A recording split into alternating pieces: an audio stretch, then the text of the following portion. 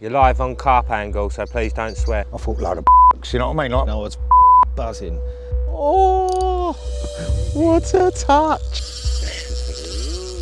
Ain't a puppy, Joe, is it? Oh, we're in.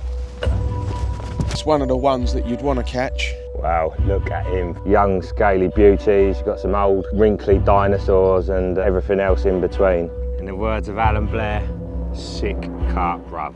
Guess what I caught today, shouldn't I? Don't care. She hates carp fishing. he said, when you get married, he said, start as you mean to go on. So I went fishing on my honeymoon. And, like, do you know what I mean? Like, and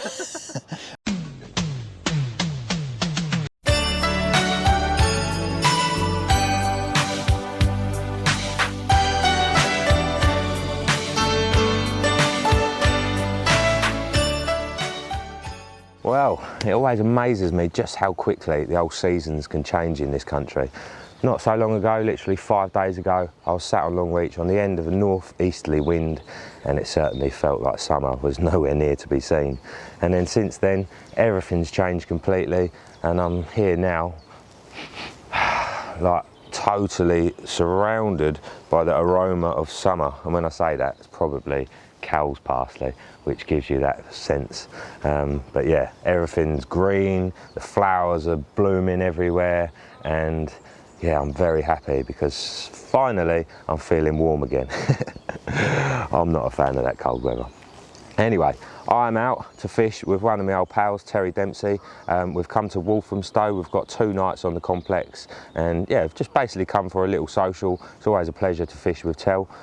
He's always good company, and yeah, it's got lots of good stories. So aside from that, we're going to set ourselves a little challenge of trying to catch a 30-pounder. Now there's a fair few in here, but it's no easy task. So yeah, over the next sort of 2 nights, 1.5 days or so, we're going to be having a good go at completing that. We're probably mostly going to be fishing on the 2 and 3, but I've also got the option of the 1. Now I will say, normally you're only allowed to fish this complex for 2 nights a month, and that's the first weekend of each month. But obviously, because we're here to do some filming, the guys have kindly allowed us to stay on for the night. So yeah, that is a little bit of a luxury and a bit of an edge, which hopefully is going to help us complete the challenge. Right. I actually messed up with my days, where it was the bank holiday, the weekend just gone, and also my birthday party. Yeah, I messed up. And this morning I woke up to a message from Terry, and basically he was here waiting for me. And I didn't have any batteries charged or anything like that, so it took me a few hours to get myself together. I'm here now. He's already got a couple of rods out, but I think he's just about to get himself sort of sorted for the night. It's getting on for about 5 o'clock, I think, so we've got a few hours of daylight to play with. So yeah, I've got no plan of attack at the moment. First of all, we'll catch up with Tel, see what he's thinking, and we'll go from there. Let's crack on.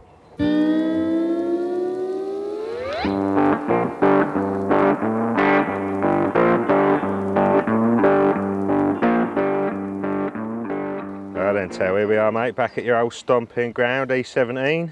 Yep, back on the 2 again, Joe. I like fishing the 2.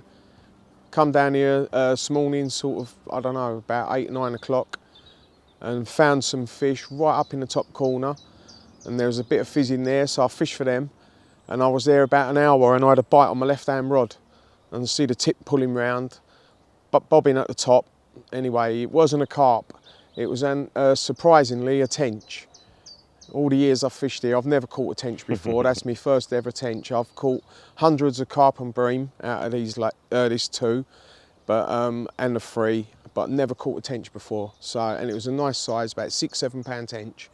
But he trashed me swim, because after landing him, I didn't see another carp down in that corner. So a little while later, I reeled in, walked up, and about half a mile away, I found a group of fish just milling around. So I've moved up on them, and I've had fish on my spots, like swimming over my baits all day. So it's been a bit of a strange day, really. I'd have expected a fish on here today, but we've still got a bit of time left. Yeah, mate, we've got 2 nights ahead of us, haven't we? Yep, we have. Thought we'd set ourselves a little target of catching a 30 plus. Obviously there's a fair few nice ones in the old A team in here, isn't there? Yeah, there's some amazing fish in here. There's an handful of fish in here off the charts. And there's a couple that are high on your list of most desired ones, aren't there? Yep, there is. Got Uncle Albert.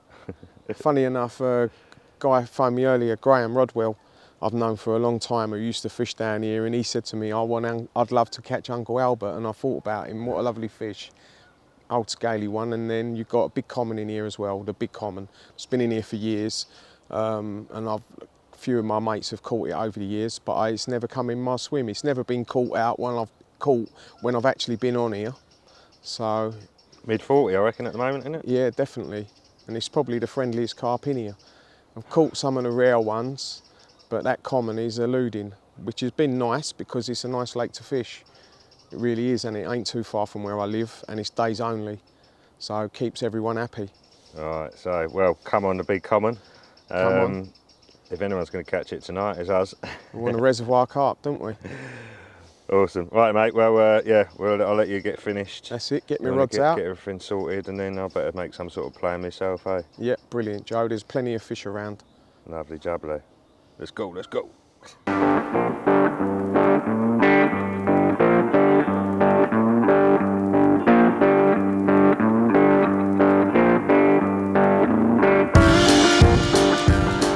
Oh, what a touch. Oh, yes. The weather's changed. It's gone from baking hot, and the clouds have built up, and there's a bit of the breeze has changed, the wind has changed. We're in. Kept getting liners on this rod. It was just like did, constant for about an hour. So there's definitely a few fish down there. It's caught over a good 60 baits, 70, 80 baits. So it's a better fish than I thought, Joe. You know that. I didn't think it was, but it's pulling really hard at the minute.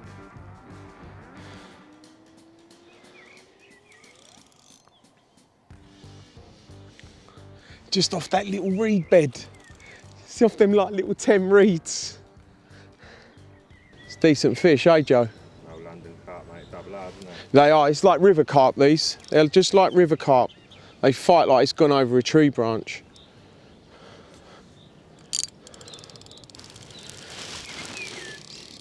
Might have to get my shoes off, Joe. Ain't a puppy, Joe, is it? Hey, it's one of the gang, I reckon, didn't you? I first fished this lake, Joe, when I was 18. So, 35 years ago. I've been catching carp out of here for 35 years.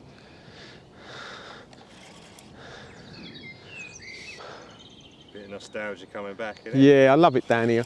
The trouble is, every time I look up, there's a new block of flats. So it's a totally different to when I was young. Could you pass me that net, please, Joe? I reckon this little bay's going to be finished now, don't you? Is that a fish, Joe? Sounds like it. Was that right on my spot? That's where I had to take. No way. Might be in for another one, eh? That's the carp, wasn't it, do you reckon? Must have been. There ain't many tension here, and I've already caught him today, so I reckon he's got the hump.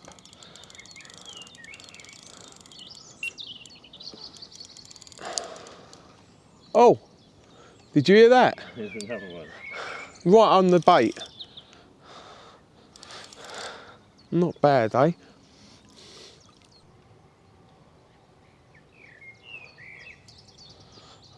They don't give up, Joe, in here.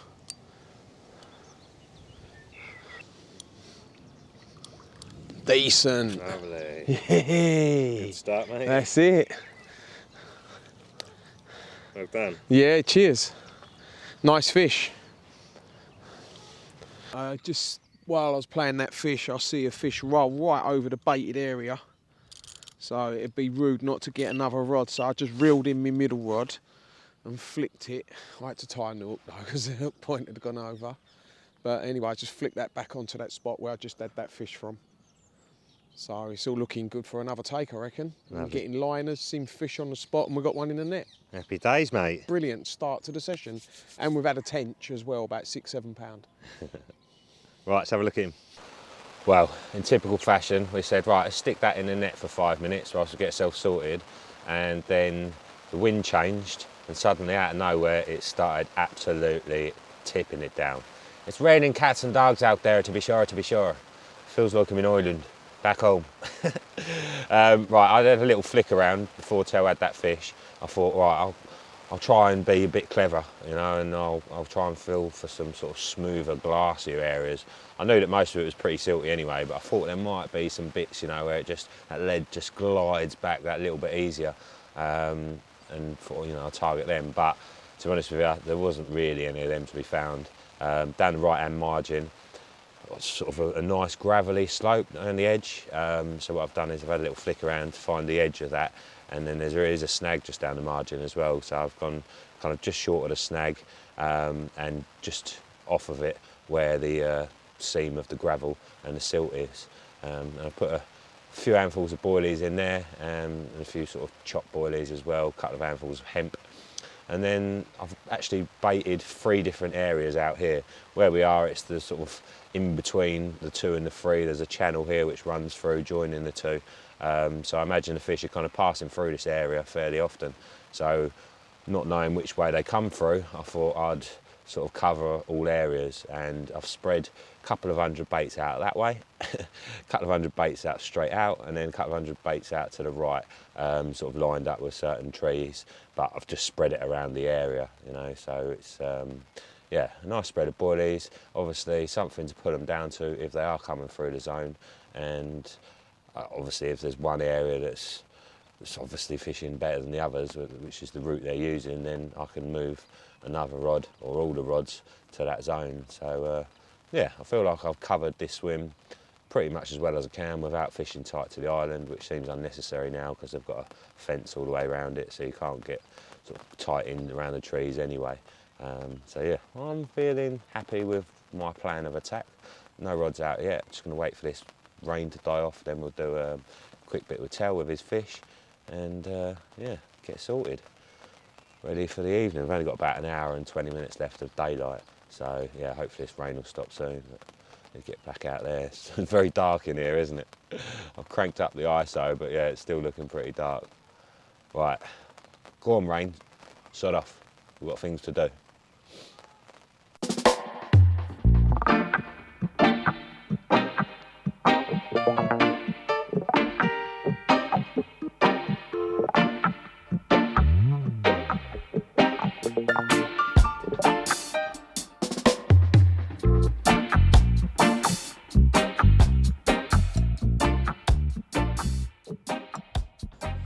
Well, I've had a nice common here, tench earlier, and then I moved swims because my swim got trashed by the tench, and this is the result of the move. A nice common, first fish of the session. Had him on a nutcracker boilie, a little barrel wafter. I'm fishing over about 80 baits of strawberry nutcracker. Yeah, so well happy with this one, and as I was playing it, another fish rolled right on the spot, so we're on them. I reckon there's a good chance of getting another fish. Lovely jubbly, mate. Well, could be the first of many. Hopefully, Joe, we get our 30-pounder, eh?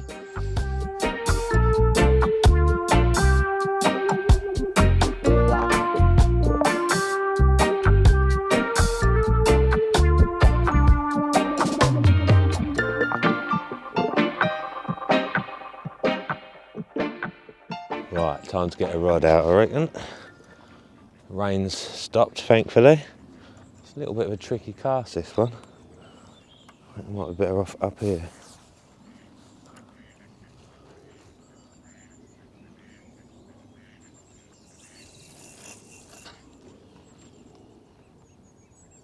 Oh. Lovely jubbly, perfecto. Just give that 5 minutes to settle. I always like doing that with a fluorocarbon. You pull a good amount off and just let it sink into the silt. It actually really does, you know. And obviously that keeps it pinned down and out of the way and stops any need for any back leads. All right, one down. Let's get these other 2 out.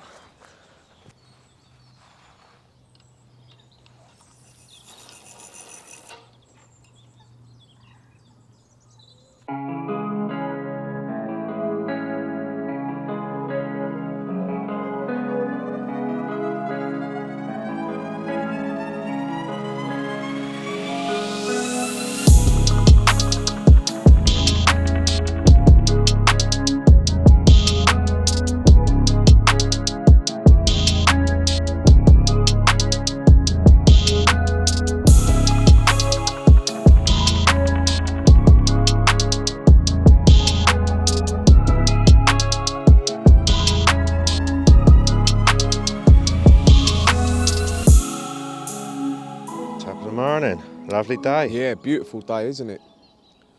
It's quite a warm old night as well, isn't it? Seasons Yeah. have really changed, haven't they, the last few days? Yep. It was a warm night last night. There was a bit of activity last night. About, what, must have been about 2 or 3 o'clock this morning. What, the old Jack the Ripper? Yeah. I had the liner to start with. The liner woke me up and I laid there and then it just went into a one-toner, absolute one-toner on this rod here. And by the time I was pumping him back in, and then he just kited down to the left here, and there's like a little sunken tree down here, and he got in that in the dark, and I could feel the line grating, and then it locked up and lost milk link. Oh, no. So yeah, it was a decent fish. It felt a decent fish anyway. I had it on for, you know, a good sort of few minutes, and it was taking a bit of line off me, and I thought everything was going all right. I was getting him back, and then he just steamed into that corner and done me in the tree. Oh, that's a gutter, mate. Yeah, it was a gutter. To be honest with you, like, so I've been up sort of about an hour and a half now, and very quiet old morning on the pond. So Yeah. it's very little sort of activity as far as bubbling's concerned. Yeah. Nothing showing. It's quite surprising, isn't it? Yeah, it is. It is. It's a funny old lake, like we say. It's quite a big bit of water, this. So there's a lot of little places that they can be hiding, little corners and stuff like that. But they was active in the night, because as I was playing that fish, I see a couple show. You know, I see a couple come right out of the water, right near to the spot that I was fishing. So they were quite active in the night, so that's probably why. Yeah. Had a busy night, now they're having a lane. Now they're having a lane. There's one on the top over there. He's sort of just basking around with his back out of the water, you know, so that's a bit of an odd one. So you're going to sit it out for now then? Yeah, definitely. I won't be moving from here. Now I've had took bites off 2 different spots. I'll definitely stay the rest of the session in here. I reckon it's got another bite in it, without a doubt. I'll be silly to move. Cool. Well, I think I'm going to have a little mooch about today. Have a little change of scenery and try and find an opportunistic bite.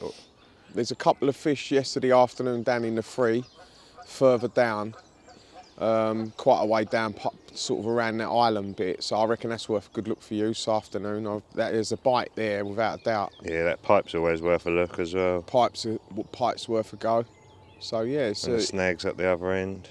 yeah, it's early days, isn't it? We've got a few different bits baited up, haven't we? So there's a few different options, but there's no way I'll be reeling this rod in here. I'll say definitely a bite in this rod. Yeah. And I think when it warms up, I've got a chance of a bite as well on my close in rod as well. So Sweet. All right, mate. Well, we'll continue watching the pond and enjoying it. this lovely morning. exactly that. Happy days.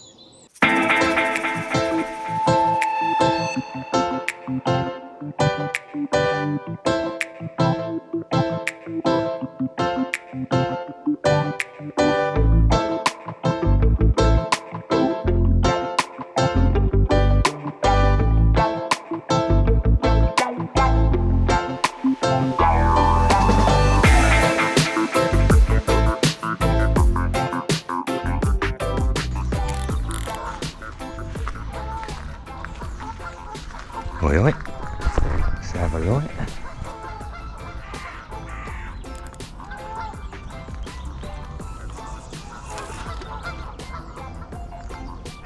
That'll do. That's a bite.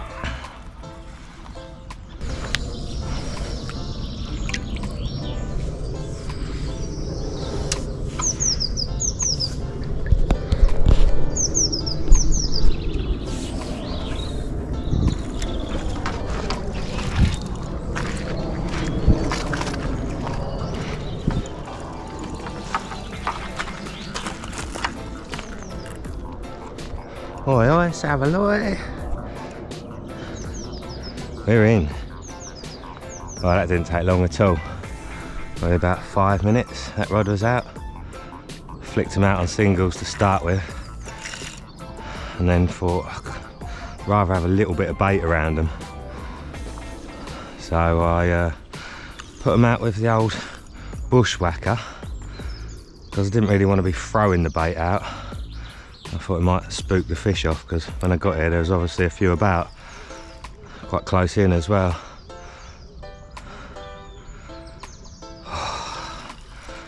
That's what it's all about. I can't be doing all that sitting around waiting for them to come to me. Got to go and find them. Hunt them down and catch them. Come on, mate. Where you going? Where to you off to? You can't go down there. By yonder. Got a bit of weight.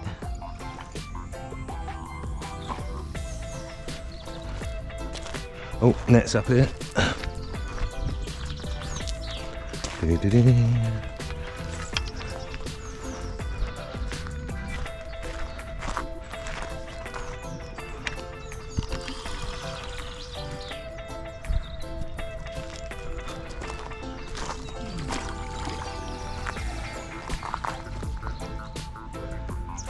a little common. Nice one. There we go. Lovely jubbly. Happy days.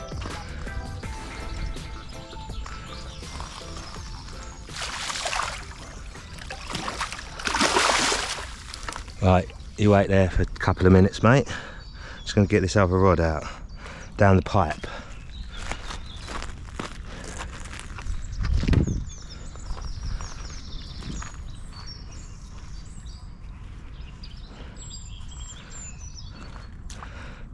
Now this pipe is notorious for doing bites by poking your rod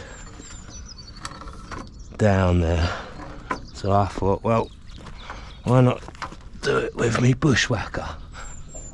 Right, it turns out there's a dead end there. So that's as far as you can get it.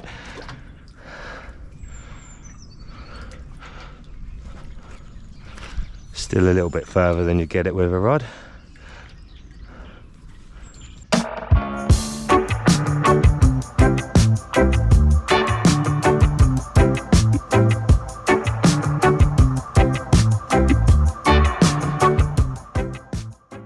Well, there we go, look at that, showing himself off in that glorious morning sunlight.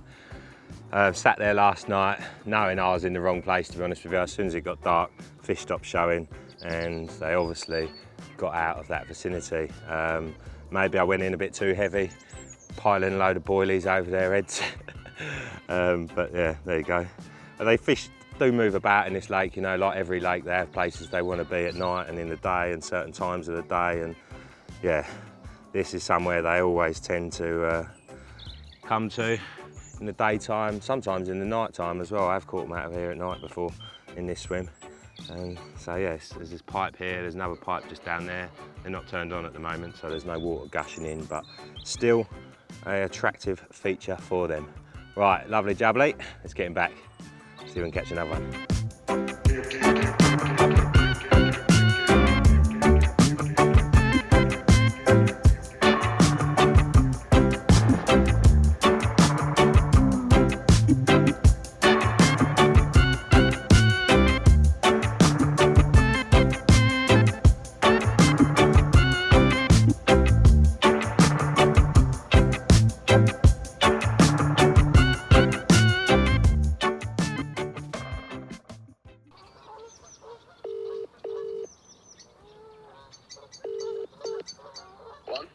Oi, oi. You got one? Yeah, I've had one, yeah. You're live on Carp angle, so please don't swear. Yeah, and I went down the snags to start with, but it just seemed dead down there. There was nothing going on up that end of the lake at all. No showage, no bubblers, nothing. So I come right up the other end to the pipe, and as soon as I got here, I see one roll, and then I see a bit of movement quite close in. So I just stuck a couple out with the old bushwhacker. Handful of bait, and yeah, the common about 17, 18. Nice, what, in the pipe, yeah? Not actually, yeah, in the pipe swim, but not actually out of the pipe, just sort of straight out about 10 yards. Oh, nice. Yeah, there was a few, to be honest with you, I think I missed the party. I think it was probably going off before I got here, you know. So, I've seen a few here this morning, you know, but Yeah. not as many as yesterday. Right. There's a few about. I've seen a couple sort of sharking right near me spot with their backs out. I've seen a couple sort of going through the channel. Not so much going through the channel, but just off the channel, bit of fizzing and that. But yeah, it's the odd one about. I suppose But it's yeah, about you're right. now that you're expecting them to start turning up, innit? Yeah, possibly. Yeah. When that sun gets out, if you go and sit up the back, you know, when in your car there's a bench there. Yeah. You get on that bench because I don't know what it is, because the light's decent. You can see the black shapes and that moving about out there. Do you know what I mean? Right, And, nice. watching the big black shape moving around, and then I see it start fizzing. And Nice. It definitely Yeah, sounds like you're in with a good shout today, doesn't it? looking good out there at Yeah. the moment. Yeah, sweet. So there's good fish about. So yeah, I reckon got another 24 hours. It's definitely got more bites in it, this lake, you know. We're having that 30-pounder, mate. Yeah, we're getting there. We get out as one. I can see two. I can see. Yeah, you can see from up by this bench. There's the light's really good. And you can see in the water easy. You can see I'm watching an handful of big lumps swimming around. Nice. Mick reckons he's got to get one on that snag. You know the snag I lost the fish on? Yeah. The one down to the left. He reckons get a rod down there. He said that's a good area. He said that does a lot of bites. Right. Yeah, it's worth a shout then. Might be, yeah. See You're on though, it. because if they turn up in that channel, I don't really want to move them two channel rods, you know. Yeah. Because there's down now, I can see them coming down. Watching them come down. That was a big one as well. It sounded like a big one as well that boshed out of that snag earlier. Yeah. So they're obviously getting through that bit. Yeah, that's it.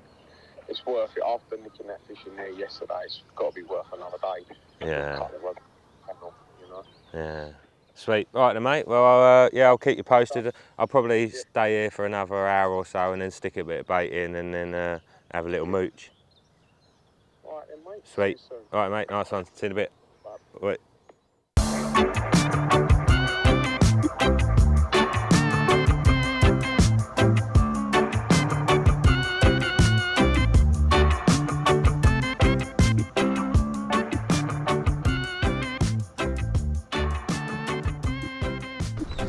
Only one. Easy life.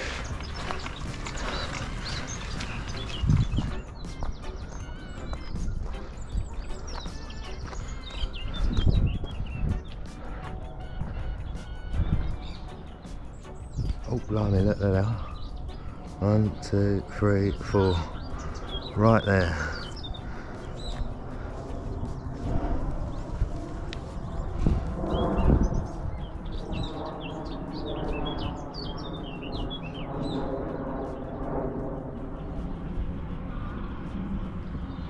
Textbook on the end of the wind. Where's your mates gone? Scared them all off already, didn't I? Wait, yeah, do you want a bit of bread or something, mate? I ain't got no bread. Why have you got no bread? Idiot. Right, well, as you saw, I crept up and found some fish right in the edge, just here. They didn't hang about. Well, I say didn't hang about. There is a couple of them still just off that bush, but they're literally just sitting under the surface where their mouths going. And they don't look particularly catchable. I've just dropped 3 rigs in the margins, a little bag, a bit of ground bait, really oily ground bait, you know, so it's kind of coming up in the column and hopefully drawing them down to it. But I don't know, these ones that are kicking around on the top don't really look that catchable, to be honest with you. Even though it's only 5-6 foot in the margins here, that's quite a lot when they're just bang on the top. But give it another 20 minutes, eh? Lovely. Good old Walthamstow. Do love this place. Always enjoy being here, even though it's in the heart of London. Madness.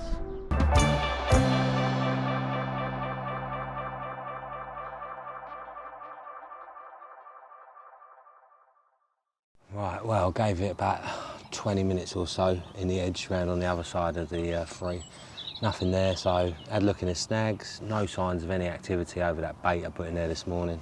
Yeah, and that whole end of the 2 just looks pretty devoid of fish. I did drop one in the pipe for 20 minutes on the causeway between the 1 and the 2, because that can be a good chance of a bite. But if you haven't had one within 20 minutes, then yeah, it's probably not going to happen. So, carried on walking, and I noticed that the water on the number 1 was really gin clear, whereas on the 2 and 3 it's really murky and horrible. So yeah, I thought, there's got to be some fish to be found on the end of the wind somewhere, isn't there? Come into this swim here, well, I've been to a few swims, but come into this swim here and literally about 1.5 rod lengths out. Oh, we're in.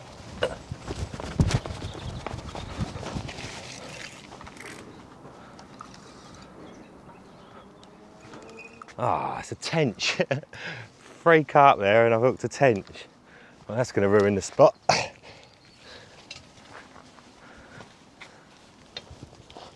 So, yeah, as I was saying, found a few fish, dropped 1 rod in there and thought I'd leave it at that because didn't want to disturb them too much, and the tench has gone and disturbed it too much. So I reckon I'm going to carry on a little bit further along here, see if we can find some more, because that spot's going to be dead for now, but a little handful of bait won't hurt now, will it? Let's go, let's go. Oh, I just missed an absolutely prime opportunity there. I just walked up the bank 30 metres, come back and there's about 6 fish ripping this spot to pieces. Same spot on the one where I had the tench from. One of them looked like it could have been a 30 pounder as well, like a good one. Oh. So basically, yeah, I was standing at the top there watching all these clouds and tails and everything, and the rod's gone. So I've kind of turned my GoPro on, and that's taken a few seconds. Just to, like, I thought, right, if I turn it on as I'm coming down the steps, you know. And basically, I mean, it would have come off anyway, but yeah, it just seemed like it shook the hook, you know, the line tightened right up and then just dropped back slack. So totally and utterly done, which obviously spooked the others out of the area. But I'm certain they'll be back. And I'm certain there's a chance of a bite off this spot here. Oh, it's a cracking day. Come on, the big one on that 30 pounder. Oh no, you can't go down there. No, it's like, no. Oh, it's a nasty snag down there and you can't get to that. Come on, back this way, mate, back this way. That's it. This way, come on. Keep away from the snag. God, that is a proper ripper. Took about half hour for him to get back in and get confident again. I actually put 2 rigs down there, about 2.5 foot apart. Oh my God, there's a common feeding down there now. He's a good one as well. He's just swum over it. Tell you what, he's an upper 20.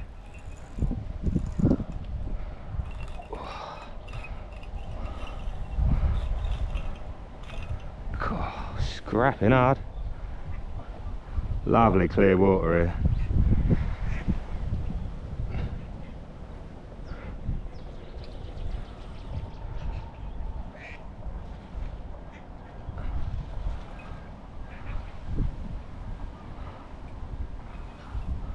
Oh, it's a lovely scaly mirror. Oh, it's still having a go. Come on, mate. Let's be having ya. Oh no, it's still not. Lovely in that clear water, don't they? Yeah, that's an absolute tall fish.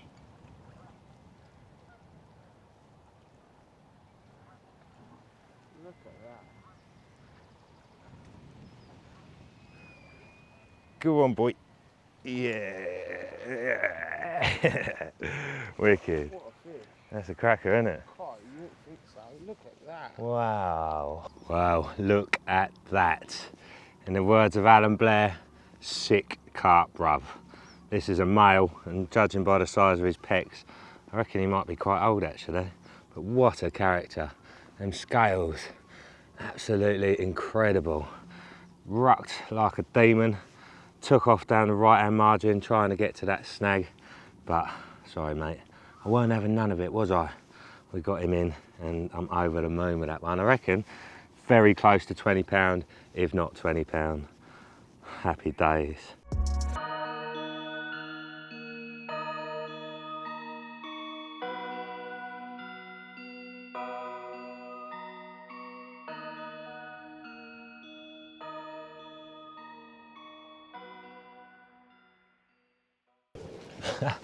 Well, I'd literally just put that fish back and it swum out over the spot and I walked 10 foot behind and the rod's gone.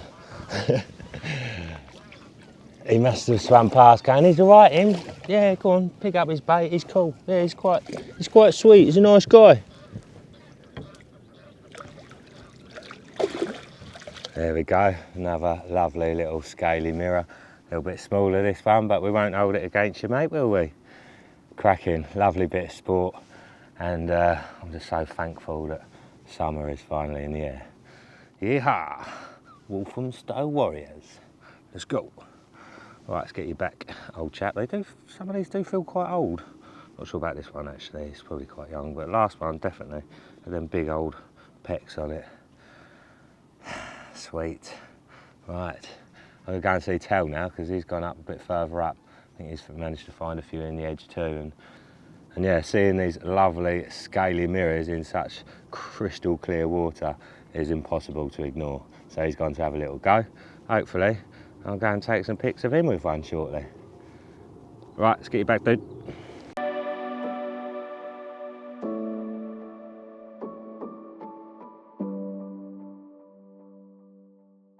Bit of meditating, Tell. Yeah, Joe. Got a little rod down there in close. I've seen about 3 or 4 different fish, really nice fish, nice looking fish, scaly ones. And they're coming in eating the bait, so I've got a chance. But they've already cleared me out once. So they must have ate the whole lot down there apart from the hook bait. Turned you over. Yep. Oh dear. Yeah, I've been turned over a couple of times since I've been down here. Needed Dan here tying your rigs for you. Exactly, yeah. It's probably one of Dan's rigs. I'll tell you what though, I'm mega impressed with the stamp of fish in here. Ah, the fish are in here off the charts. I caught a few of them a couple of years back, in the winter time, and they were smaller then. But we said then how beautiful they were. Yeah. So scaly and dark and really nice shaped fish. Those are like linears and heavily scaled ones. And Colours of them as well. yeah. They've got all those like the purples and oranges, and I think sometimes where these lakes are reservoirs and the water's changing all the time, moving through, it must be good for the fish, eh? It must be healthy for the fish, and the fish Yeah. fight super hard, don't they? And they do look really nice. A lot of the best lakes in the country have got an in and an out. In and out, yeah. And this has got massive, there's so much, I mean, you see, it's like fishing in the sea, isn't it, sometimes here? You know, there's so much current coming through.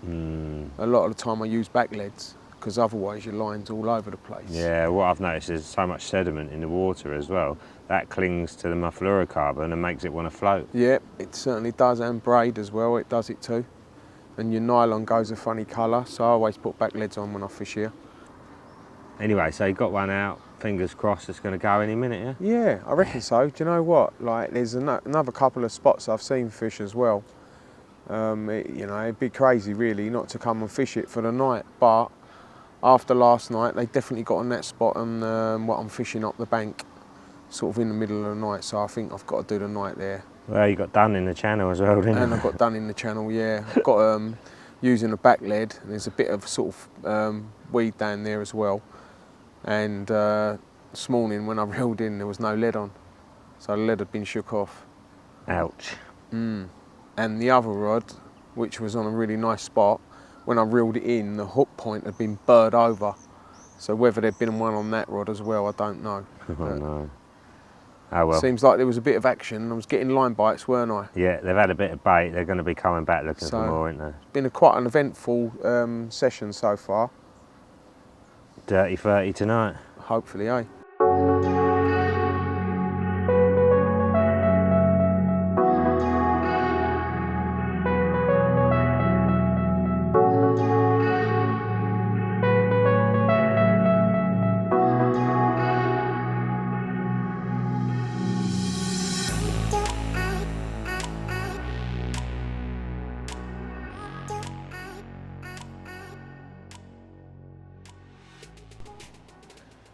Well, it's no surprise that after all the activity Tell had last night, he's staying in the same spot for this evening's proceedings. Obviously got done on 2 rods and lost that fish on his other spot. So, and as he had that fish snagged up, there was 3 fish I think showed over his baited spot. So yeah, I think there's every chance there's going to be fish revisiting that area tonight, and I'm sure he's in with a chance. Let's hope it's a good one. I needed a change of scenery. I couldn't be sitting there for another night after not catching anything there last night. Typically, I packed up and had the gear on the barrow, and Mick was round the bailiff having a little chat with him, and it seemed like the fish just started appearing in that swim at that point, you know, and they're like, right, get set back, set up again, set back up again even. And I thought about it, but I think chances are they're just going to move through there again like they did yesterday. It's not a holding area, it's a passing through zone. So although I might have had a chance in the next hour or two, especially fishing those spots that I baited up last night, I felt like I wanted to get sorted, ready for the night, in a zone where I know has got good form for the nighttime hours, and that is the open water of the two. Normally I'd fish it from a couple of swims further down, but I thought I'd come up a little bit further, fish at a bit of an angle, and yeah, I've just had a little flick around with a 2-ounce lead, located a couple of areas that are a little bit of a firmer drop and a slightly smoother pullback. It's all very much of a muchness out here, lots of silt, lots of old dead leaves and what have you. So yeah, those areas felt a little bit cleaner, so hopefully they've been cleaned naturally from the fish, and potentially because there's, you know, it's a natural food area. But yeah, that's good enough for me. I'm going to put probably 10 spoms of boilies over the 2 spots, fish 2 on the left-hand one on the right, and then obviously I can switch them up if I need to. I am pretty tired. Last night didn't get much sleep, and obviously I've been on missions doing lots and lots of walking today. I've probably done a good 1.5 miles or so, I reckon. So yeah, I'm definitely going to sleep well tonight. Although when I say that, I don't, so maybe I shouldn't say that. Come on the 30-30 or a naughty 40. We'll take either of you.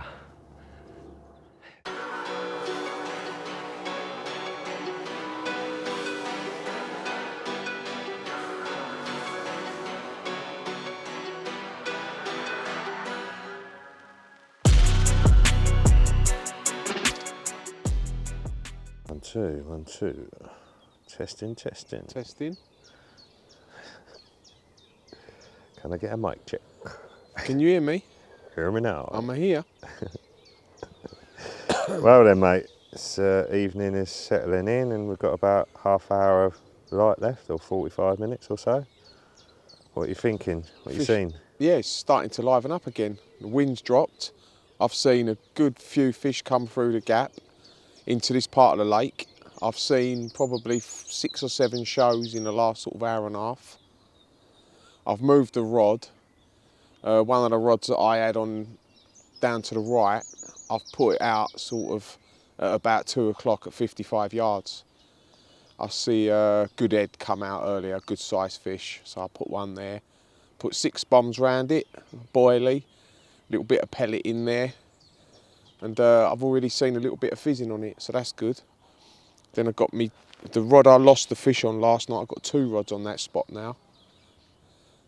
So the boilies you've been feeding is the red fish? Been feeding the red fish and the strawberry. And is that red fish, I mean that smells lovely, it's the first time I smelled it to be honest with you, but is that like your go-to summer bait? That's what I use most of the gravel pits that I fish. It's a big gravel pit bait for me. In the summer when it gets warm, I do like using it. I'm reluctant to use it sometimes on here because of the bream, so I sometimes use the nut baits more on here. But I know that they like it in here because I've used it on here several times and done well. So I mix it with a strawberry. And when you say strawberry, is that strawberry with strawberry nut bait? We do the strawberry nutcracker. So it's pretty much nutcracker just with the strawberry? Yeah, it's strawberry, and it's got like a red egg biscuit in it, which sort of gives it a little bit of a hint of it's really sweet. Even makes it even more sweet. It's like a sweet egg biscuit. So it really sort of goes nice with the strawberry and with a nut as well, which is really sweet. So nice. I've done well on that over here. Over the last couple of years, I've had quite a few fish. I thought I'd mix it with a red this trip. So do you like to mix a sweet with a fish just to sort of, you know, in case there's some fish you've got a particular flavour? Or? Yeah, I do. I like it because it gives you a bit of an edge, because it's got more attraction in the swim. Like when you fish particles, you mix your particles, don't you? You very, very rarely use one type of particle. And I do a lot of that with the boilies as well. So I've got fish meal in my swim, I've got nut bait in me swim, so it's giving off loads of signals. I know the fish like them both, so yeah, I do like mixing them. And also it gives you a chance to play around with the hook baits as well. So, you know, you can put 2 rods out there, one on a strawberry, one on a red, and you see what ones they start preferring, you know. If you're picking up the bream on one of them, then you know, so you're just getting signals all the time. Another thing I was going to say to you actually is something that I've thought or noticed a lot in the past and sometimes forget about, but definitely pick up more bites on bottom baits at night. I don't know about you. Yeah, the last couple of seasons, I've very rarely used a pop-up. I use in bottom baits everywhere I go, even in the silt, in the weed. I've just done so much better on bottom baits. I think because the amount of people using pop-ups, they're so common with the pop-up rigs. I'm sure the fish just, you know, they see a pop-up there, and I just feel safer with a bottom bait. They swim around eating bottom baits all the time, aren't they? Yeah, so you're down there with your bait, and if you watch them, they're so sensitive, aren't they, these carp, when they're feeding. You know, they really are cautious, and anything different is, you know, it's going to send the alarm bells for them. That's what I think, anyway. Yeah. The other year, I was fishing on Wingham, and I had a real good run of fish on pop-ups. This is going back, you know, a few years now. And then all of a sudden, everything stopped. I just stopped catching, you know, and I've done a good few nights blanks where before I was getting fish every trip. And then I went on bottom baits, and my take started again. Fishing down at Lynch Hill, you're fishing on a lot of clear spots. All my fish were off the bottom. Didn't have any fish on pop-ups at all. I think I had 1 fish on a pop-up, but everything was on the bottom. You know, I like using hardened baits, wafters. I use half a pop-up. Sometimes I'll drill pop-up out and I put a bit of putty inside it and sink it. So I've got quite a few different ways that I fish bottom baits. But me personally, unless there's loads of silkweed on the bottom, I'll be using bottom baits all the time. Even amongst a Canadian, I use bottom baits. Yeah, I've gone in with all 3 on the bottom tonight. Just 18mm boilies, soft braided hair rigs, knotless knot, nothing fancy. I've done, yeah, similar to me really. I've done really well on here using pop-ups over the past, but then last season I fished it a couple of times and the fish that I caught were on the bottom. And the bites I've had this trip have been on the bottom. One thing I have done quite a lot is use like the Ronnie rig or with a little swivel on the end of the hook, and using that on the bottom. I've done well with that as well. And I use a bit of silicone tubing over it, and I make my own hair rig out of dental floss. So I still have quite a long hair. I think when you fish a bottom bait, I like to have a decent hair. And that's one of the reasons I like using bottom baits, because it gives you a chance to use a longer hair. Yeah. Where when you're using a pop-up, basically most of the time, you know, you'd think that it's better to have the hook bait right next to the boilie, you know, just because of the way the pop-up works, the mechanics of it. But I think that's one of the reasons why the pop-ups blow quick, because there isn't no gap. And with a bottom bait, you have a gap between the bait and the hook, and I just think that makes it a bit more difficult for the fish. And obviously the hook sort of drops down in the bottom of their mouth. That separation, you know, that's what sort of makes more the hook play. work, doesn't it? Yeah, that's right, because then the hook is separated. So when they eject the bait, the hook is in a different place. So when they eject, I've watched them eject baits before, and on a really tight hair, like the hook just goes flying out. And I think if you've got a long hair on, or not even a long hair, I mean just like maybe half-inch gap between the hook and the boilie. Yeah, definitely. Little bit of rope, let them hang themselves. I think so. And I've seen like some of the fish that I've caught on lakes where there's a lot of bream or a lot of tench, and I'm using really long hairs. I've gone up to like 50mm hairs, you know, and still caught well on carp. So, and they're brilliant hook holds and all. And I know guys who use really long hairs, and their hook holds are amazing. Yeah, good tip that, mate. Right. I think I best go and get them rods out, because it looks like those fish have moved up that end now, Yeah, doesn't it? it's looking good for you, Joe. There definitely was in here last night. I could hear them during the night. Well, hopefully it's going to be a 30-pounder a piece in the morning. Let's hope so, eh? Tea and medals. Be nice, wouldn't it?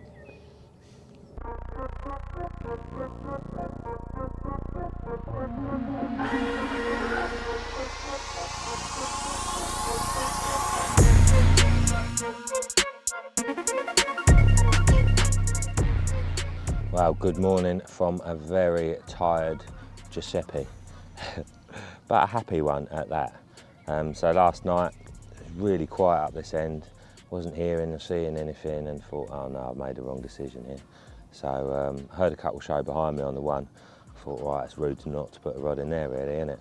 Flicked a leader out roughly to where they were showing and clipped it up, put a few spoms out there, single hook bait, and yeah, well, single hook bait over the spoms obviously. And yeah, literally, I'd only been asleep an hour and it was away. Didn't know where I was when it went. You know what it's like when you're super tired. And yeah, got that one in. That was probably sort of an upper double, nice pretty one. Slipped that one back and basically, yeah, ended up with 4 out of there in the night. And then woke up this morning to a bite on a 2. And we've got a lovely scaly mirror with a big hump on his shoulders. Must be one of the stockies that's gone in here at some point over the years. But yeah, real cool looking one. And then I did catch one at about 4 o'clock from behind as well, so kept hold of that one too. So got 2 pretty little mirrors to show you, and I've just heard from Tell that he has got some good news. So looking forward to seeing what he's got. So yeah, let's have a quick look at these ones, and then we'll get round and see Tell and yeah, see what's occurring. Wow, look at him for an absolutely mega character. That big old hump on his shoulders is going to be a character of the future for sure. Just gave him a quick weigh, just 18 pound on the nose. Wicked. This one's made my morning. But as I say, it was a busy night with the old rod on Lake 1 behind, and I kept one of them to show you as well. So let's get him out and have a little look. Happy days.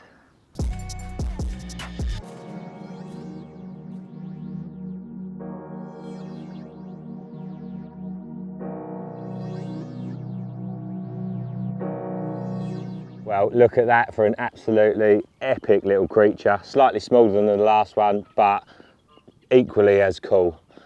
Mega little carp from an amazing complex. Really love this place. Every time I come here, it impresses me. Such a mixed bag of fish.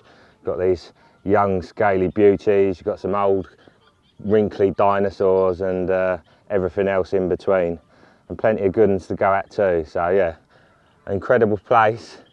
You know, it's sort of bit of an odd one, you know, to be fishing surrounded by all these high-rise buildings, but it really is a little oasis in amongst the concrete jungle. Right then, get this one back, go and see what Tell's got. Lovely times.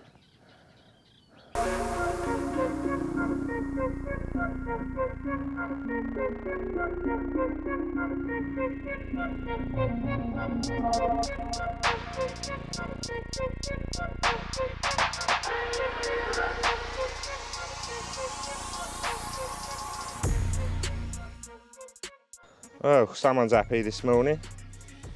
Yep, had an eventful night, Joe.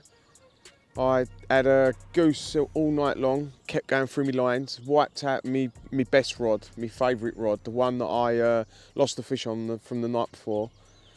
So I was a bit upset with that. I got back in bed, threw the rod in the bushes, thinking, you know, that's my best rod gone. Can't believe it's like a waste of a session. And then the left hand rod at first light just screamed off, just motored off. And because I lost the fish the day before, my plan was to get, when I hook the fish, is to literally try and walk backwards a bit and turn it and get some line in so it can't kite down to my left and go in the trees. And that's what I've done. I turned the fish, started coming slowly backwards, and I walked right back, so I didn't wind, so I got quite a lot of line back, and then I wound a load back in. And then I played the fish out, got him, he was free of the left hand margin, which is snaggy, and then I got him in the net. But just before I got him in the net, I see what fish it was. There's a fish in here that I'd like to have caught, and we spoke about it, me and Joe have spoke about it since I've been here on this session, and it's a zip linear. It's a really lovely looking fish. Literally said it yesterday, you'd like to catch that one. Yeah, it's one of the ones that I'd say is a target in here, you know, if you're fishing on here. it's a target. It's a lovely looking fish. And I see a zip linear, and I was like, yes, it's the zip. And I got him in the net. I was so buzzing with that. But what I'd quickly done is the rod that I've got taken off in the night by the goose, I walked down the bank and I've been walking my spot out. So I've measured my spot. I'm fishing at 45 yards and I've got a little marker on the floor.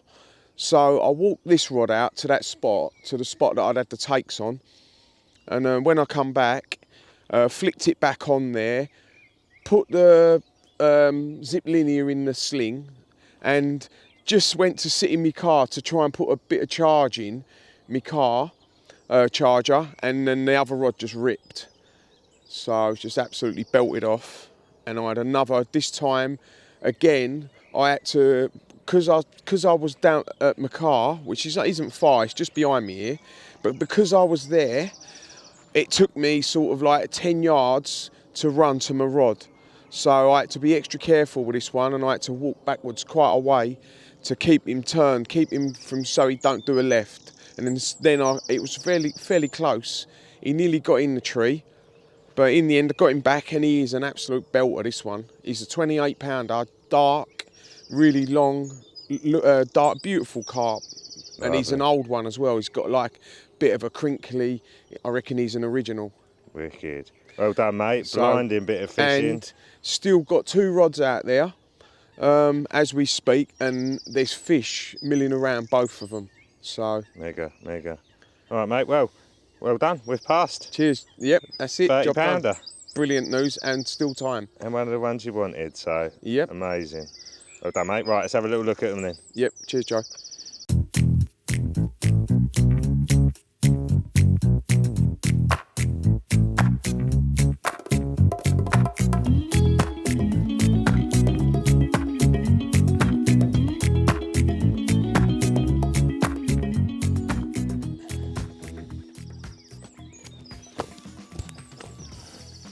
Giving you a slap, mate. Certainly is. As I say, he fought more. He's fighting more on the bank than he did out in the lake.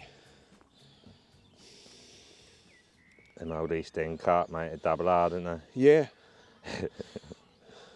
Wicked. Yeah, he's a cool one, mate. Size of that tail. He's a lovely fish, isn't he?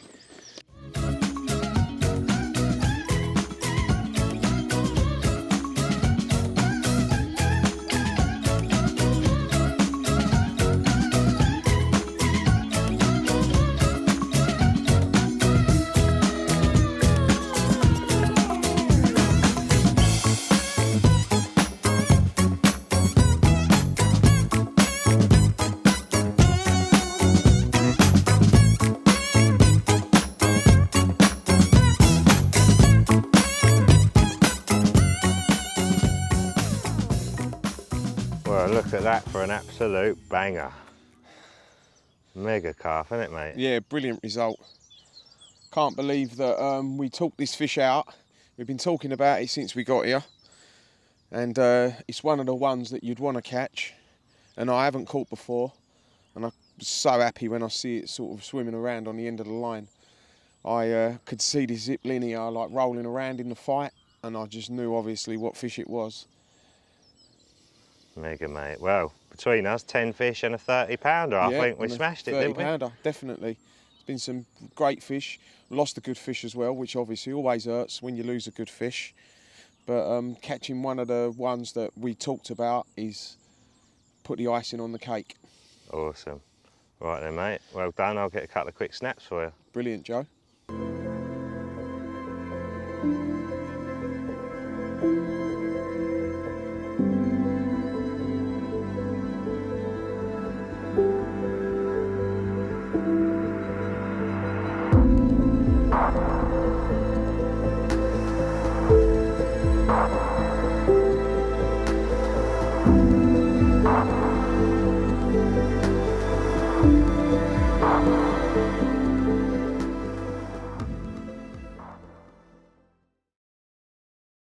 Right, things I've done that made a difference. I mean, I think being aware that carp we teach carp to be wary, you know, basically.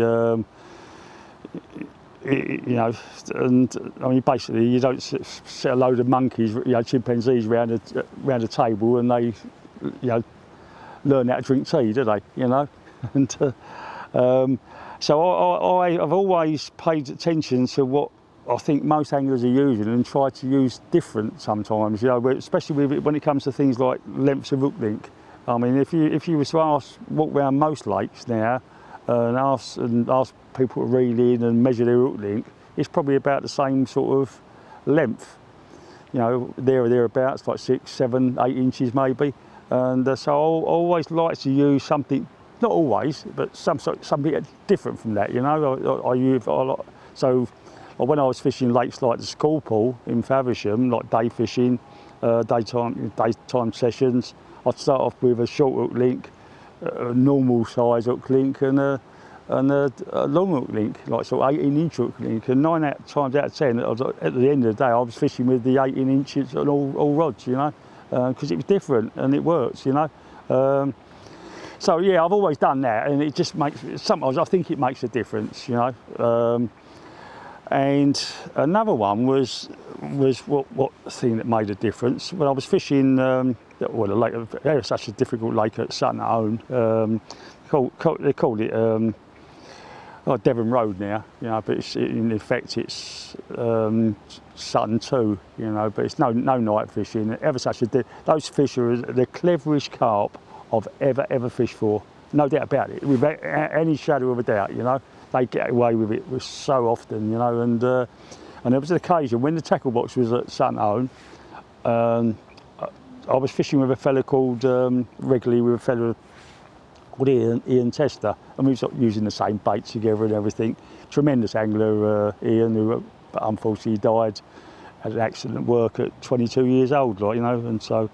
But anyway, there was one occasion when I walked down in my lunch break to see Ian on the lake, and he was in a swim called the Double Willow, and the fish were bubbling like mad and everything. This was the middle of the day, you know, it weren't early morning or anything like that. And he said, it's been like it all morning, I can't get a bite, you know. And I said, blimey, you know. He said, I've got, you know, quite a few liners and all that, I just can't get a bite. And he said, I've put 5 kilo bait out there this morning, and we was using a fish meal type bait, and I said, but what are you using as just a thought comes to me. I said, what are you using as hook bait? He said, I've got the pop-ups on top lot. I said, I'll think about it, Ian.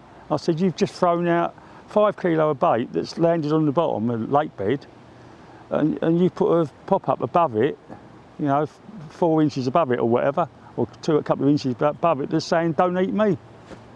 And he thought, well, I never thought of that. And then he immediately reeled one of his, it was 2 rods, he reeled one of his rods in, took the pop-up off. He still had a swan shot on there to counterbalance the pop-up. And he just put a bottom bait on it, and then I had to go then, and he done the same with the next rod, the other rod, and he ended up catching 5.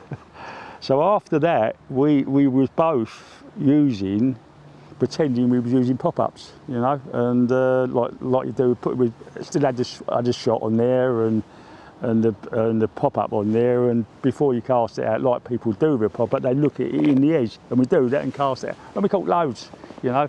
But another, you know, everyone's fishing pop-ups, but we was the only ones catching, you know, predominantly the only ones. And another thing that comes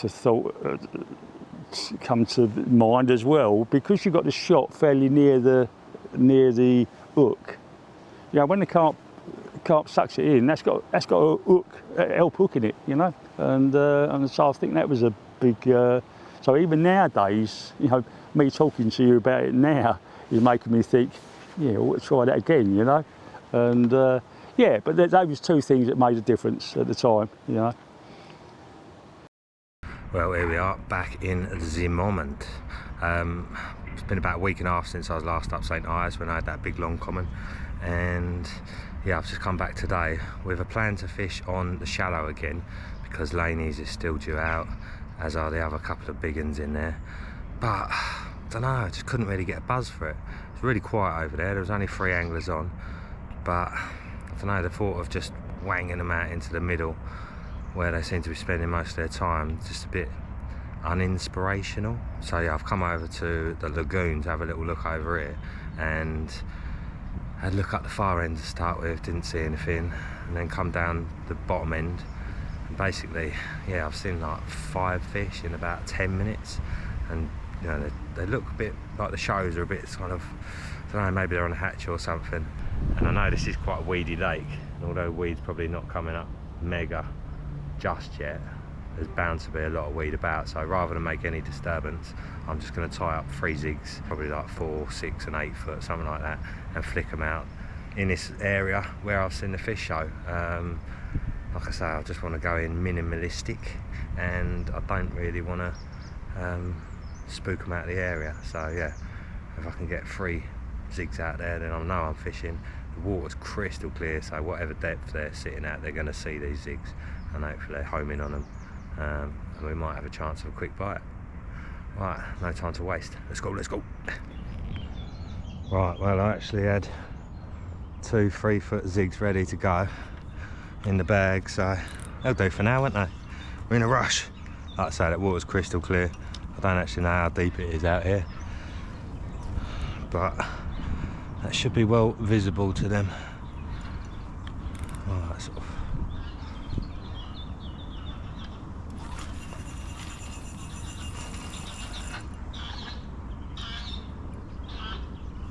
Right, it's only about 8 foot, so 3-foot zig. Lovely jubbly.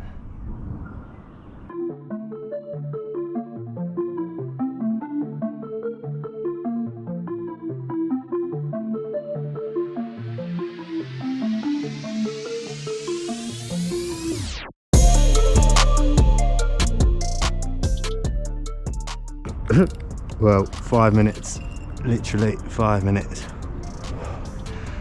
Oh, it's going for that tree line. Jesus, it's got a lot of weight, this fish. A lot of weight. Got to turn him around.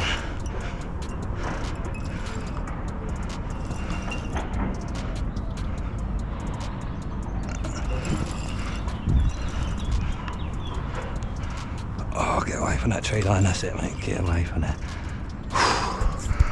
Oh, wow. Tell you what, this fish has got a lot of power and weight. Oh, there's some very special ones in here. Oh no, have I picked up the other rod? Yeah, no, that's not good. Oh, sugar. It's gone, so I picked up my other rod now. Either that or I've got another bite. And it's running, isn't it? Maybe there's another fish on there.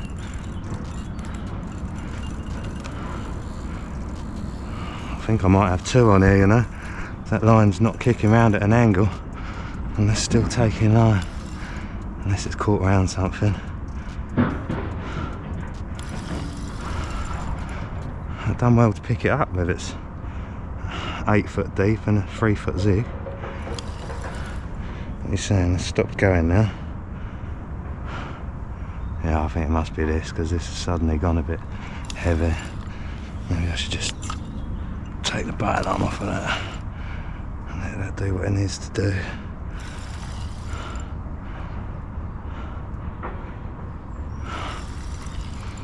Right, I need to go easy now, because if it's got that other line, I don't want it to unhook itself on that. God, this is an absolute animal. He's off out in the pond again. Whew.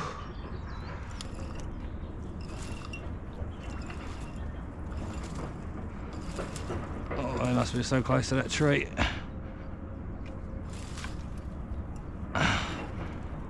Come on, mate, keep coming. Keep coming, please.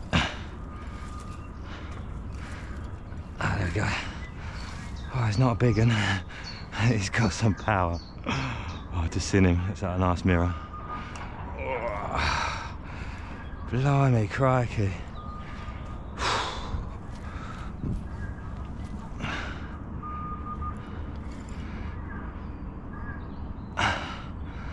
Battle Royale.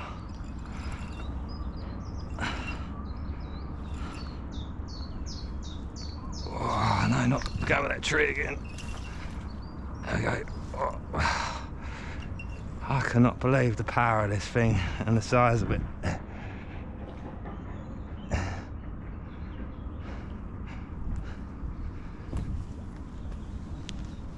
Alright, mind that other line, mate.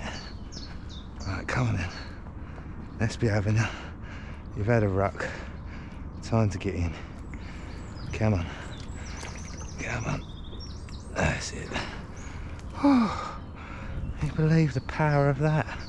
He's only little. He's really little. Lovely fish though, look at that. Lovely linear. Right, what's going on with this rod then?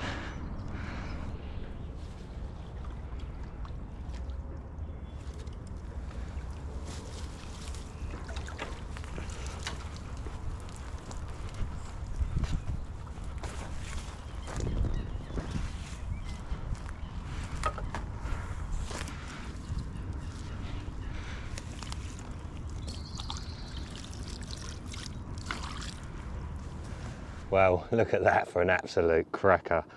Lovely scales, mega conditioned mouth, really nice sort of bluey dark colours.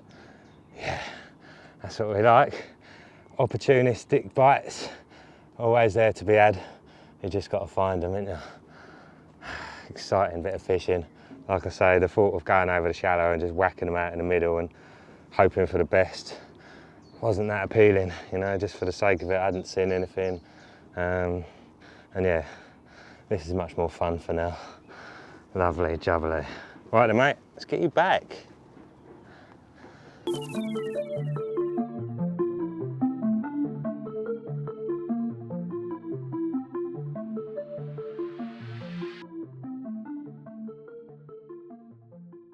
Well, that was a bit of fun. And no doubt if I would have stayed there, I would have caught another one or two potentially, but I don't know, I'm Mr. Indecisive, aren't I? I just, you know, I've got it in my head now. I drove up here to be on the shallow. Laney's is well due out, so I feel like I should be over there really, shouldn't I? Now I've caught one, I've kind of like sorted out that itch. So yeah, let's go over the shallow and find myself a swim.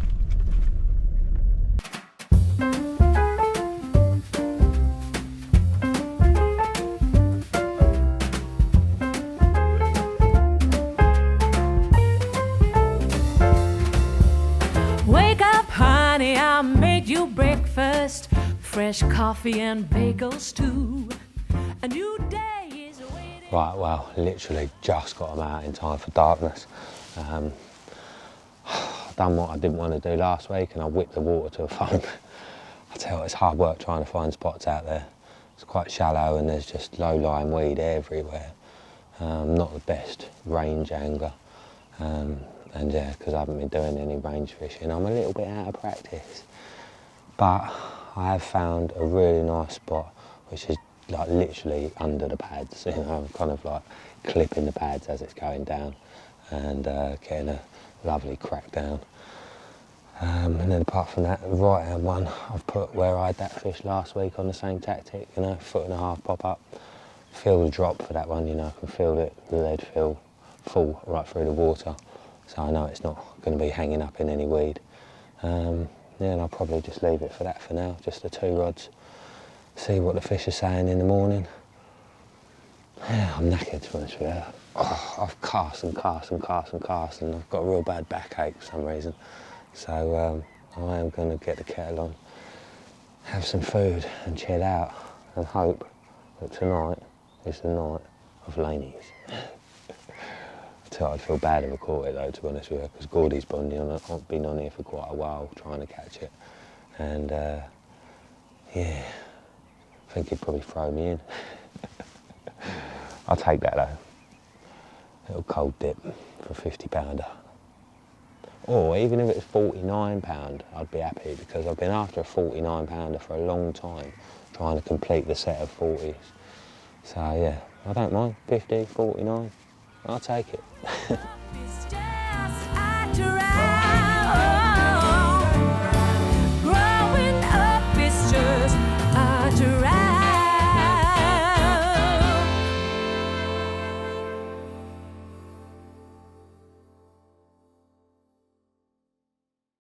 Selamat pagi, which means good morning in Indonesian. Well, one of their languages. They've got a few languages out there, haven't they? Anyway, nothing to report as of yet. It's 5:10. Been up for 45 minutes, and yeah, not seen any carp show. I've seen a couple of tench. Apart from that, the lake is super quiet. And when I went to sleep last night as well, I was laying there, didn't hear any shows. So yeah, maybe all that casting's put them on edge. Look out, leads flying everywhere. Yeah, aside from that, I've had quite a few people ask me where this hoodie's from. It's actually a Nike one, and the quality is mega, like really, really good quality material. It has got these little white cords, which are a little bit too white, really. But aside from that, and aside from the hood that's a little bit too big, so like it cuts out your peripheral vision a bit too much for my liking. But I say, apart from that, it is mega cosy, really warm, and feels like it's built to last as well. So yeah, nice bit of kit. Nike SB. Check them out online. Okay, well, it's coffee o'clock, isn't it? It's also bite o'clock, but without seeing any signs, it's hard to believe one of them's just going to rattle off out of the blue. Got a feeling that rod that I put a bit of bait on, that might take a couple of days for that spot to get rocking. The other one, the old single mini zig, could go any time. Hopefully in the next 10 minutes.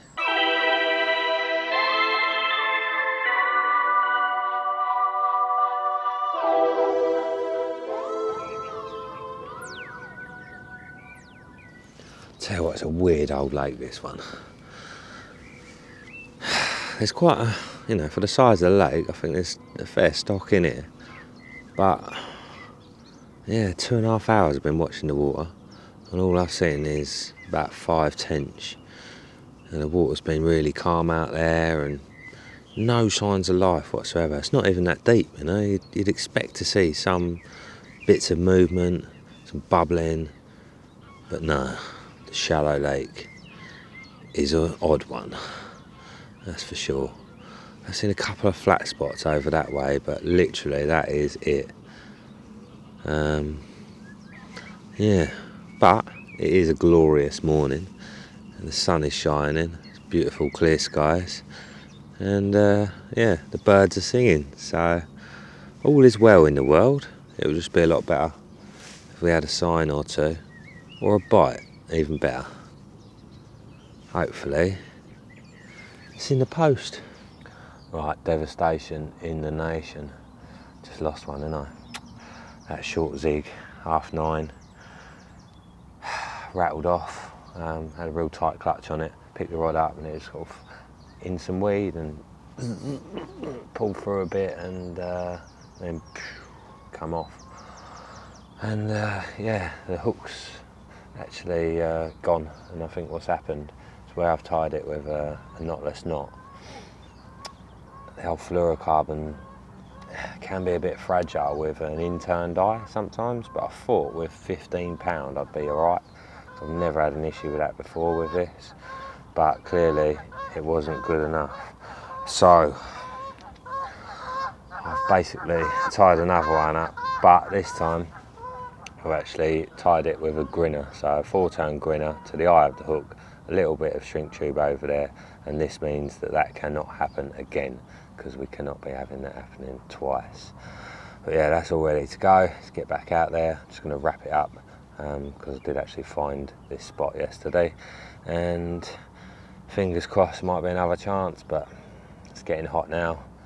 There's not much going on out there still. I suppose we could pray for a hatch. Could be a good shout today. Feels a bit hatchy today.